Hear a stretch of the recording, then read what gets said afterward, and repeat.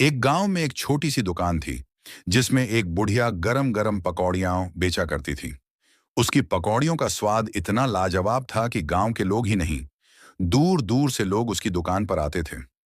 लेकिन उस बुढ़िया के हाथ में एक अजीब सा जादू था। जो भी उसकी पकौड़ी खाता, उसकी एक इच्छा पूरी हो जाती। यह बात धीरे धीरे पूरे गांव में फैल गई और सब लोग बुढ़िया की जादुई पकौड़ियों के दीवाने हो गए। एक दिन एक गरीब लड़का, राजू, उस बुढ़िया के पास आया। उसके पास पैसे नहीं थे, लेकिन उसने विनम्रता से कहा, माँ जी, मैं भूखा हूं, क्या मुझे एक पकौड़ी मिल सकती है? बुढ़िया मुस्कुराई और उसने राजू को एक गरम पकौड़ी दे दी।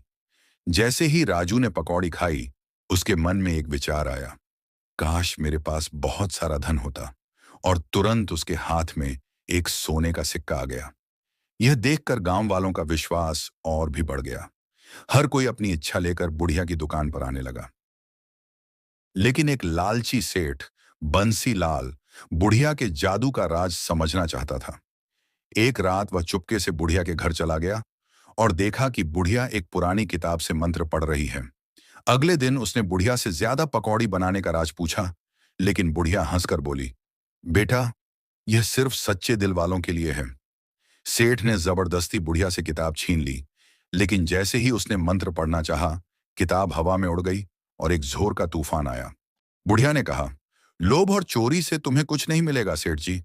सेठ ने माफी मांगी और बुढ़िया ने उसे सीख दी कि सच्चे दिल से मांगी गई इच्छा ही पूरी होती है।